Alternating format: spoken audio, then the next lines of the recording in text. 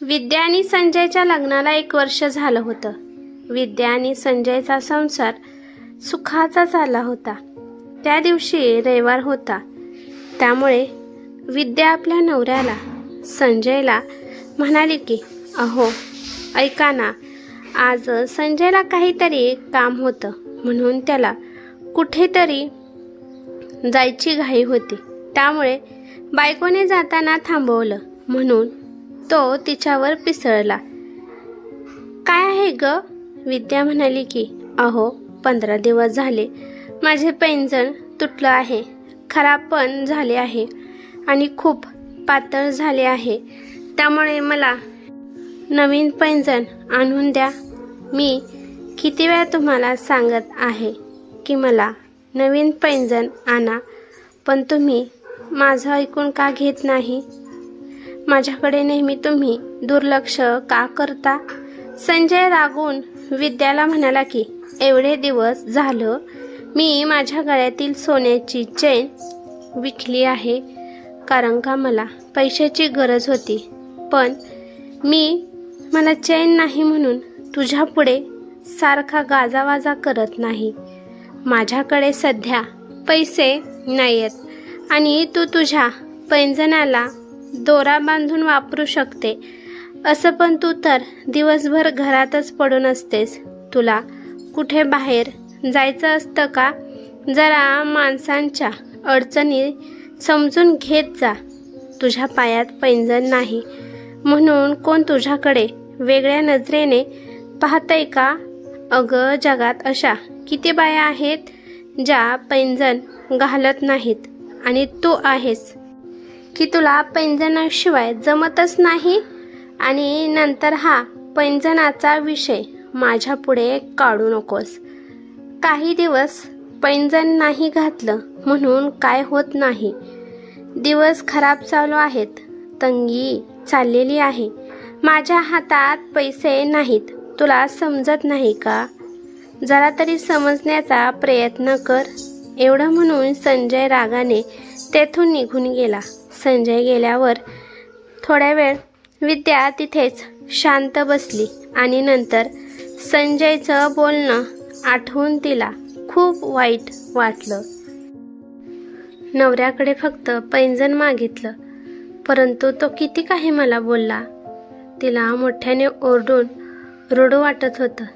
तिच्या डोळ्यातून आपोआपच अश्रू निघू लागले. तिचं मन खूप दुखलं होतं. तिच्या मनाला खूप वेदना होऊ लागल्या. तिच्या हातापायातून अवसान गेल्यागत होऊ लागलं. तिला कोणतंच काम करू वाटत नव्हतं. विद्या 15 दिवस झालं मोकळ्या पायाने फिरत होती. तिचं पैंजण कशात तरी अडकून तुटलं होतं. विद्याच्या घरात एक रीत होती की पैंजणाशिवाय पाय मोकळे ठेवायचे नाहीत. नेहमी पायात पैंजण पाहिजे. थोरांनी सांगितलं होतं की घरातल्या लक्ष्मीच्या पायात पैंजण असले की घरात लक्ष्मी वास करते.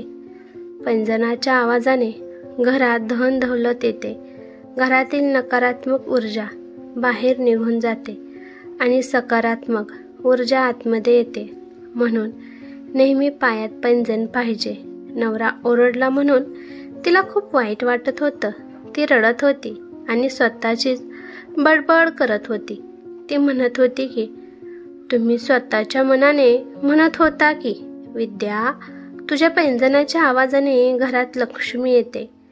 जेव्हा संध्याकाळी थकून घरी येतो तेव्हा तुझ्या पायातल्या पैंजणाच्या आवाजाने असं वाटतं की मी कुठल्या तरी मंदिरात आलो आहे. जोपर्यंत मी तुझ्या पायातल्या पैंजणाचा आवाज ऐकत नाही तोपर्यंत मला बरं वाटत नाही. नेहमी असं म्हणता म्हणता पण आज अचानक काय झालं आहे तिला समजत नव्हतं.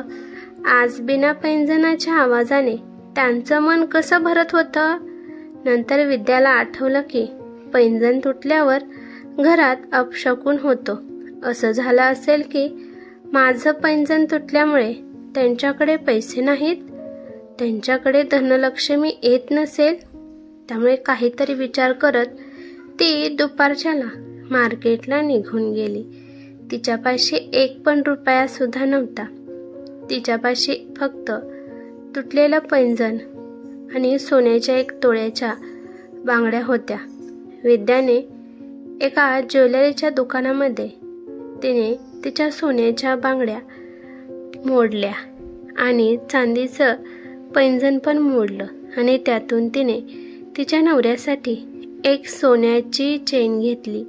खरं तर विद्या तिला पैंजण घेण्यासाठी दुकानात आली होती, परंतु तिला आपल्या नवऱ्याची आठवण झाली आणि मग तिने विचार केला की आपला नवरा सुद्धा बिना चैनीचा चांगला दिसत नाही, म्हणून तिने चेन घेतली आणि राहिलेल्या पैशातून तिने बाजारातून नकली पैंजण घेतलं आणि तिने ते घातलं.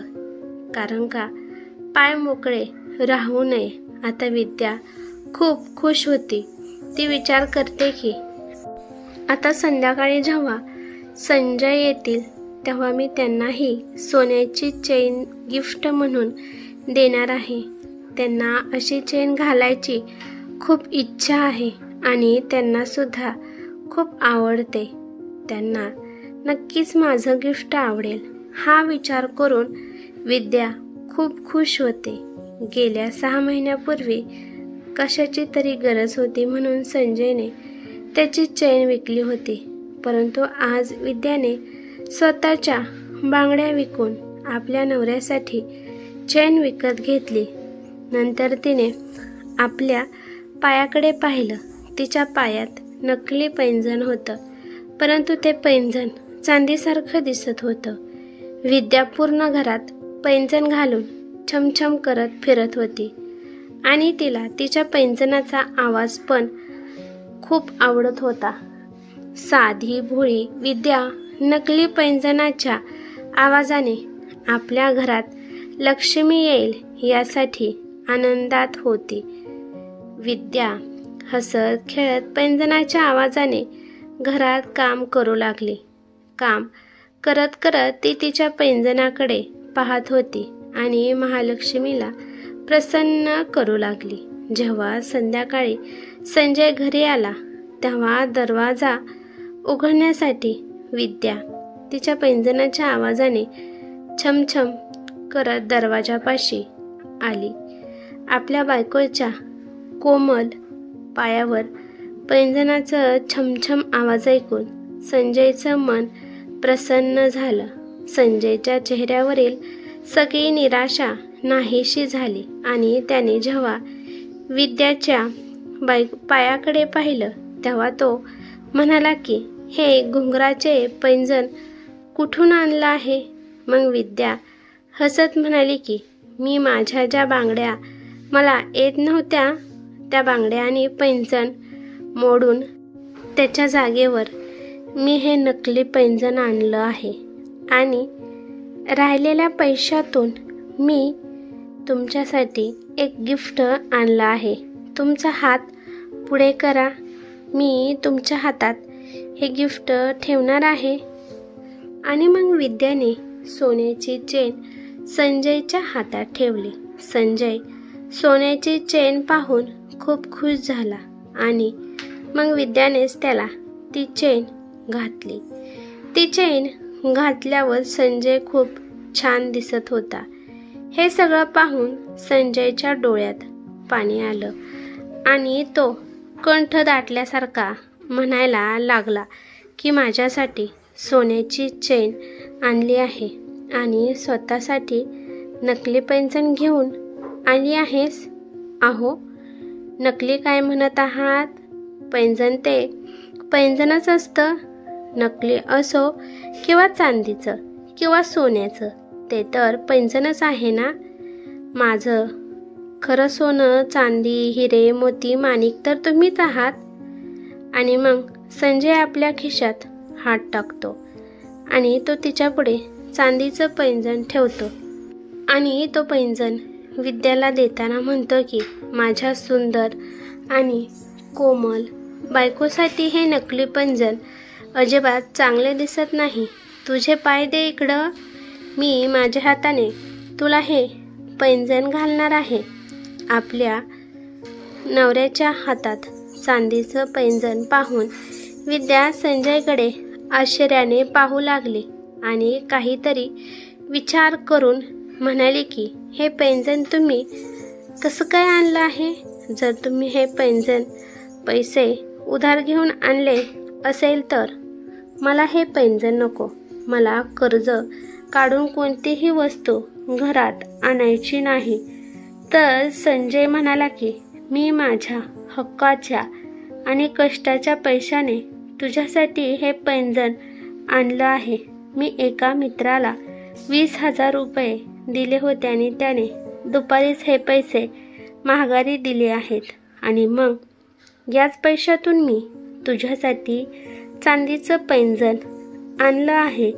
आपला नवरा आपला किती विचार करतो हे पाहून विद्याला रडू आवरलं नाही आणि ती रडू लागली आणि म्हणाली की तुमच्यासाठी काहीही न घेता माझ्यासाठी तुम्ही घेऊन आला.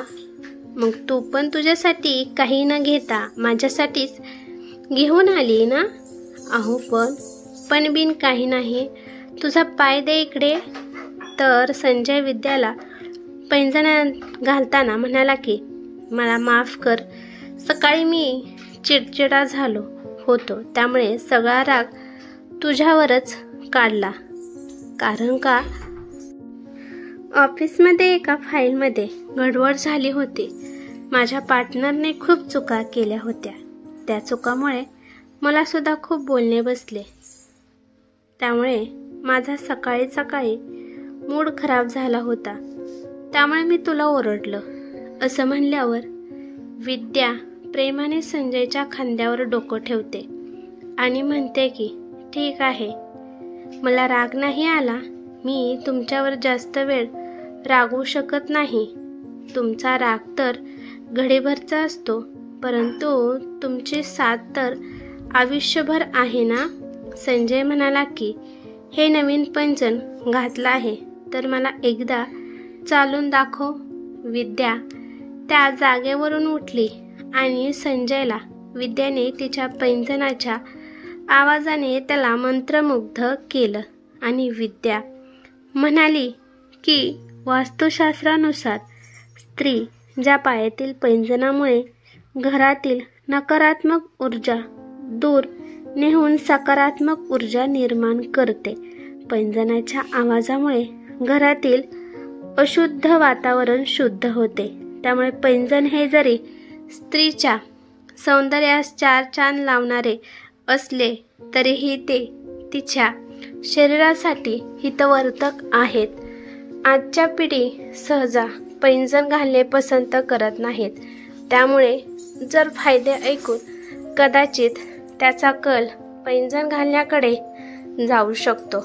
आपल्या बायकोचं बोलणं ऐकून संजय फक्त तिच्याकडे बघून गोड स्माईल देत होता. ही कथा कशी वाटली ते मला कमेंट करून नक्की सांगा.